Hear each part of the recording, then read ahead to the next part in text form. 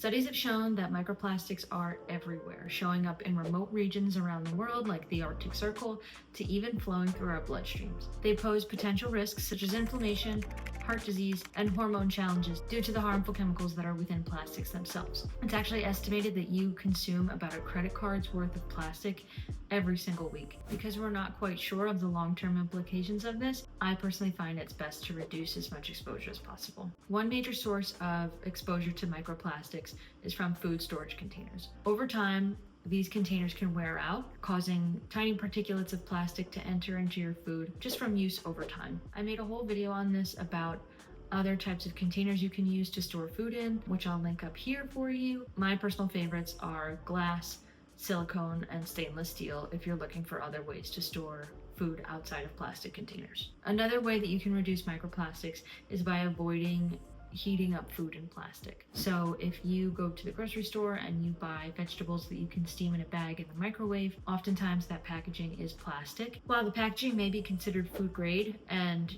safe to consume, personally for me, I try to avoid this if at all possible, just because I know that I can heat the food in the same way without exposing it to plastic and the chemicals within plastic packaging. So for example, if I have a bag of frozen vegetables that I can steam in the microwave, I'll open the packaging and throw them in the frying pan instead. And that just gives me peace of mind that I'm not exposing myself to cooking my food within a plastic container. This can also come in the form of pans with non-stick coatings, which can sometimes have similar chemicals to microplastics inherently within them.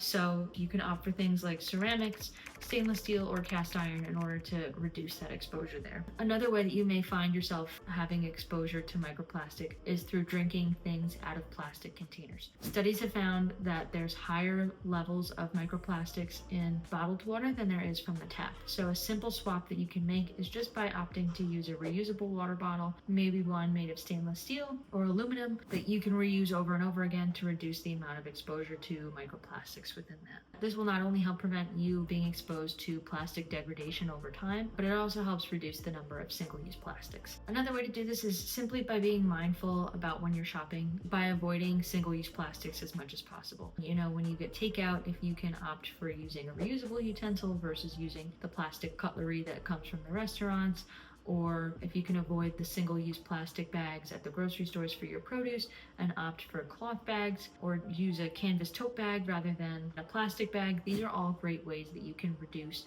your exposure to plastics and introduce microplastics into the environment. If you're a tea lover like I am, you may not realize that your tea bag may contain microplastics in it. If your mesh tea bag is made of a slippery material, is the best way I can explain it. That is a simple way, once you add hot water to it, it can add microplastics into your tea.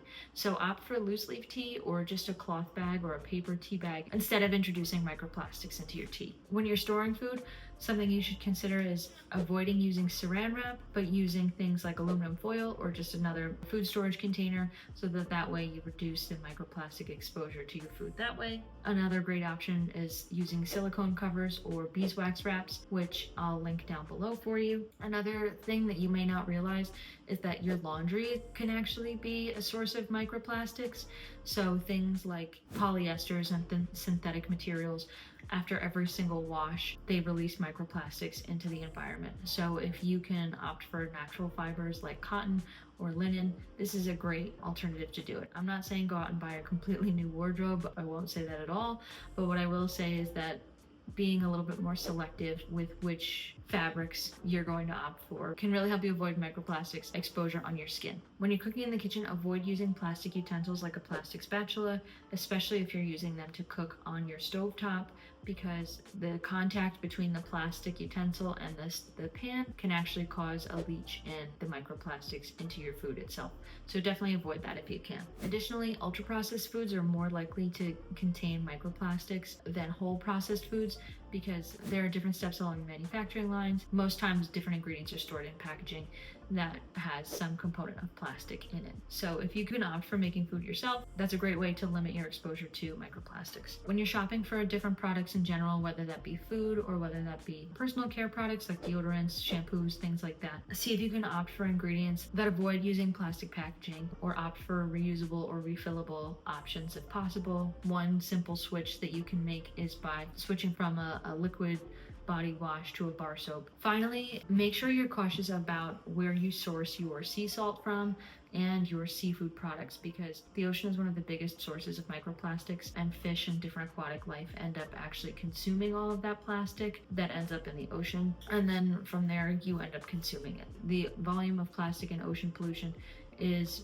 rather large, so just be mindful about where you source your seafood from. Knowing that microplastics are ultimately all around us, it's going to be virtually impossible to eliminate all plastic and exposure to microplastics within our daily lives, but by following these simple tips, this is a great place to start in order to reduce your exposure to microplastics. Each step that you take can help reduce your risk overall. I hope you found these ways to reduce your exposure and avoiding microplastics useful. If you like this video, make sure you follow along for more. Don't forget to check out that video on alternatives to plastic food storage containers here. I'll link that for you right here, and hopefully see you again in the next one.